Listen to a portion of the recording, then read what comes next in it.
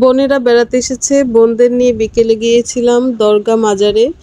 দিঘির পাড়ে কিছু সময় কাটিয়েছি। তারপর সারাদিন কি রান্না বান্না করলাম, দিঘিতে ঘুরলাম কিভাবে, সবকিছুই আজকে শেয়ার করব আপনাদের মাঝে। আসফিয়া কুকিং এন্ড ব্লগ ভিডিওতে সবাইকে স্বাগতম জানাচ্ছি। আসসালামু আলাইকুম। আশা করছি সবাই খুব ভালো আছেন। আমি এখানে মোচা ভাজি করব, আর এগুলো হচ্ছে দুধমান কচু। দুধমান কচু দিয়ে ইলিশ মাছের মাথা দিয়ে রান্না করব। এবং এই ইলিশ মাছগুলো আমি বেগুন দিয়ে ভাজি করব। সঙ্গে ইলিশ মাছের মাথা ভিজিয়েছি কচু দিয়ে রান্না করবার জন্য। বেগুনগুলো কেটে নিয়েছি। আমি এদিকে মোচা ভাজি চড়িয়ে দিয়েছি। আমরা মোচা ভাজি করে থাকি নারিকেলের দুধ দিয়ে। আমাদের বাগেরহাটবাসীরা কিন্তু নারিকেলটা একটু বেশি খেয়ে থাকি। আমরা অনেক তরকারিতেই নারিকেল ব্যবহার করি। এটা কিন্তু অনেক টেস্টি হয়। আপনারা কে কে খান অবশ্যই জানাবেন। আর এদিকে আমি ইলিশ মাছটাও চড়িয়ে দিয়েছি। ইলিশ মাছ ভুনা করব, পাশে দিব আমি বেগুন দিয়ে ইলিশ মাছ ভাজি। ইলিশ মাছের পাশে তো বেগুন খুবই মজা হয়। আমার কাছেও খুব ভালো লাগে বেগুন দিলে। বেগুন এবং এক টুকরো মাছ নিলেই ভাত খাওয়া হয়ে যায়। ইলিশ মাছের পাশে বেগুন আপনারা কে কে পছন্দ করেন অবশ্যই একটি কমেন্টে বলে যেতে পারেন।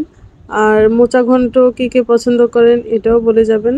আপনাদের সুন্দর একটি কমেন্ট আমাকে অনেক অনেক অনুপ্রেরণা দেয়। আপনাদের কমেন্ট পড়তেও আমার খুব ভালো লাগে। আর আপনারা কোথা থেকে দেখছেন এটাও আমাকে আপনি জানাতে পারেন। দুধমান কচুটাও আমি বসিয়ে দিয়েছি। দুধমান কচু রান্না করতে করতে আপুরা চলে এসেছে। আপুদের ডাব কেটে দিলাম। ডাব খাচ্ছি সবাই, এখন ডাব খাবো।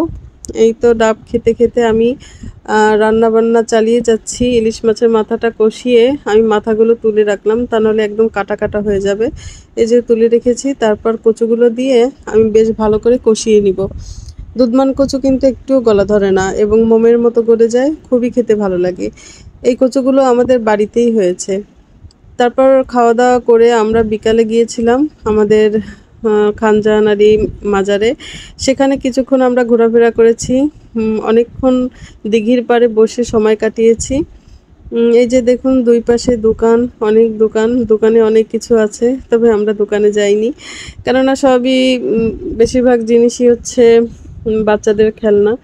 আর এই যে দিঘির পাড়ে বসে আমরা ঝালমুড়ি খাচ্ছিলাম। ঝালমুড়িতে এত পরিমাণ কাঁচামরিচ দিয়েছিল, সবাই পাগল হয়ে গিয়েছিলাম ঝালে। তারপর লেবুর শরবত খেয়েছিলাম ঠান্ডা ঠান্ডা, তারপর একটু ভালো লেগেছিল। এই তো বাদাম খাচ্ছে, এর মধ্যে এই যে ছাগল চলে এসেছে। বলছিলাম দিঘিতে এসে তো কুমিরও দেখতে পেলাম না, আর মাছ ছিল, মাছও দেখতে পাইনি, তবে অনেকগুলো ছাগল দেখেছি। ছাগলগুলো এতটা মানছে, একদম আমাদের কোলের ভিতর ঢুকে খাবার খাওয়ার জন্য চেষ্টা করছিল। আমরাও ঝালমুড়ি দিয়েছি, ছাগলগুলো ঝালমুড়িও খায়। এই যে দেখুন শান্ত দিঘি, অপূর্ব সুন্দর। আল্লাহ হাফেজ।